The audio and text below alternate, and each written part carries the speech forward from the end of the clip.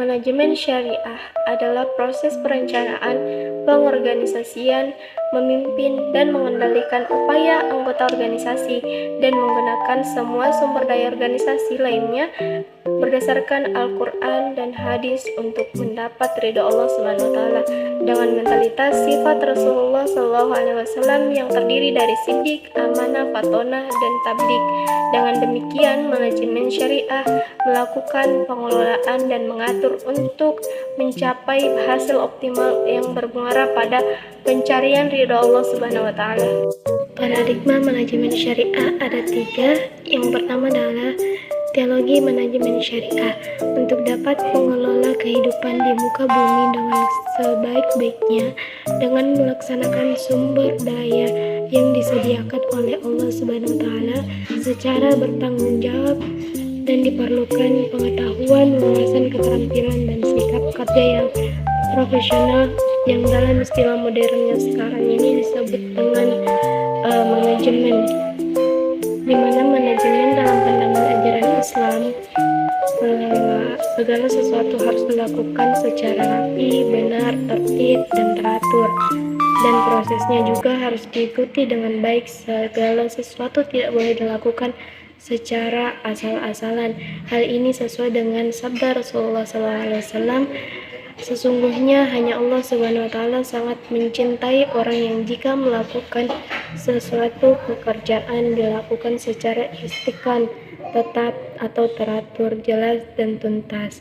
Yang kedua adalah budaya manajemen syariah sebagai konsekuensi logis dari pentingnya manajemen dalam melakukan pekerjaan yang menjadi tanggung jawab seseorang. Maka perlu dibangun budaya manajemen syariah agar seseorang pemimpin dalam menjalankan tugas manajemennya, pekerjaan yang menjadi tanggung jawabnya betul-betul kredibel dan capable.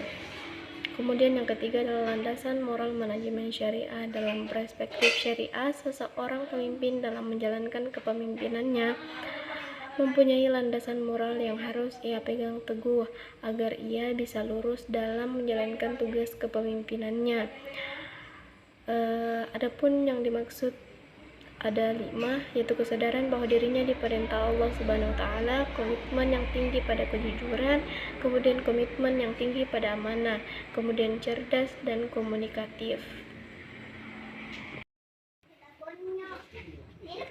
Dasar-dasar manajemen syariah. Yang pertama adalah hablum minallah. Hablum minallah yaitu hubungan manusia dengan Allah Subhanahu wa Ta'ala sebagai pencipta segala sesuatu yang ada di bumi dan di langit, yang mana dalam manajemen syariah diatur bagaimana seorang hamba dengan Tuhannya dalam melakukan suatu pekerjaan, baik itu pekerjaan dari organisasi maupun tugas pribadi dalam kehidupan sehari-hari. Kemudian yang kedua, hablum minannas. Hablum minannas yaitu hubungan antara manusia dengan manusia, baik itu antara pekerja dengan masyarakat, pekerja dengan pimpinan maupun organisasi dengan masyarakat, di mana organisasi tersebut berdomisili. Dengan menjalin hubungan baik antara manusia ini, maka suatu organisasi akan berjalan dengan baik untuk mencapai tujuan organisasi tersebut. Hal ini dijunjung tinggi oleh setiap manajemen yang ada, baik itu manajemen syariah maupun manajemen konvensional. Kemudian yang ketiga adalah hablum minal alam. Hablum minal alam yaitu hubungan antara organisasi dengan lingkungan sekitar, yang mana suatu organisasi harus menjadi lingkungan dengan baik, menjaga lingkungan dengan baik agar tidak terkena dampak terhadap masyarakat yang hidup di sekitar lingkungan organisasi beroperasi. Prinsip manajemen syariah. Yang pertama adalah prinsip amar ma'ruf nahi mungkar. Setiap muslim wajib melakukan perbuatan yang ma'ruf, yaitu perbuatan yang baik dan terpuji, seperti perbuatan tolong-menolong atau biasa disebut dengan ta'awun, menegakkan keadilan di antaranya manusia, meningkatkan kesejahteraan masyarakat, dan mempertinggi efisiensi dan lain-lain. Sedangkan perbuatan mungkar atau keji seperti korupsi, suap, pemborosan, dan sebagainya harus dijauhi dan bahkan harus diberantas. Menyeru pada kebijakan amar ma'ruf dan mencegah kemungkaran nahi mungkar adalah wajib. Yang kedua adalah kewajiban menegakkan kebenaran ajaran Islam adalah metode ilahi untuk menegakkan kebenaran dan menghapuskan kebatilan dan untuk menciptakan masyarakat yang adil, sejahtera, serta diridhoi Tuhan. Kebenaran hak menurut ukuran dan norma Islam, manajemen sebagai suatu metode pengolahan yang baik dan benar untuk menghindari kesalahan dan kekeliruan dan menegakkan kebenaran. Menegakkan kebenaran adalah metode Allah yang harus ditaati oleh manusia. Kewajiban menegakkan keadilan hukum syariah mewajibkan kita menegakkan keadilan kapan dan dimanapun. Semua perbuatan harus dilakukan dengan adil. Adil dalam menimbang, adil dalam bertindak, dan adil dalam menghukum. Adil itu harus dilaksanakan dimanapun dan dengan keadaan apapun, baik di waktu senang maupun di waktu susah. Yang keempat adalah kewajiban menyampaikan amanah Allah dan Rasul-Nya, memerintahkan kepada setiap muslim untuk menyampaikan amanah. Allah memerintahkan agar selalu menyampaikan amanat dalam segala bentuknya, baik amanat perorangan seperti dalam jual beli, hukum perjanjian yang termaksud dalam kitab Al-Buyu, hukum dagang, maupun amanat perusahaan, rakyat, dan negara seperti yang dipikul oleh seorang pejabat pemerintah ataupun amanat Allah dan umat, seperti yang dipikul juga oleh seorang pemimpin Islam. Mereka tanpa terkecuali memikul beban untuk memelihara dan menyampaikan amanat. Tujuan manajemen syariah yaitu mengutamakan tauhid yang berimplikasi pada segala sesuatu.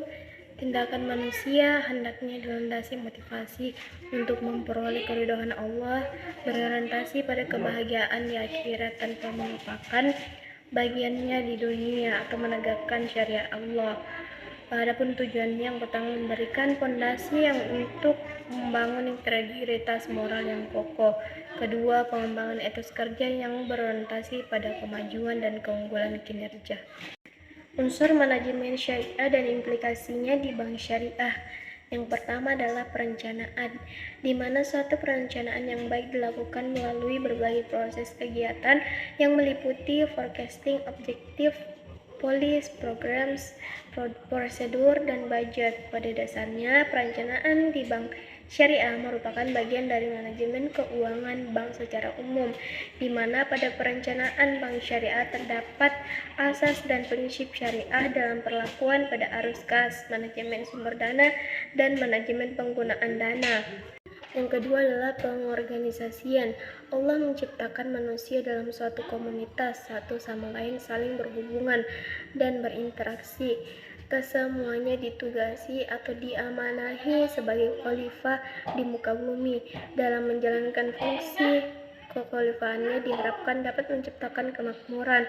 Pengorganisasian atau perencanaan dan pengembangan organisasi adalah meliputi pembagian kerja yang logis, penetapan garis tanggung jawab dan wewenang yang jelas, pengukuran pelaksanaan dan prestasi yang dicapai. Yang ketiga adalah struktur organisasi. Di samping Dewan Komisaris dan Direksi Bank Umum Syariah dan BPRS wajib memiliki Dewan Pengawas Syariah atau DPS yang ditempatkan di kantor pusat bank tersebut. Anggota DPS harus terdiri dari para pakar di bidang syariah muamalah yang ditunjuk oleh Dewan Syariah Nasional atau disingkat DSN. Oleh karena itu, struktur organisasi bank perlu disesuaikan.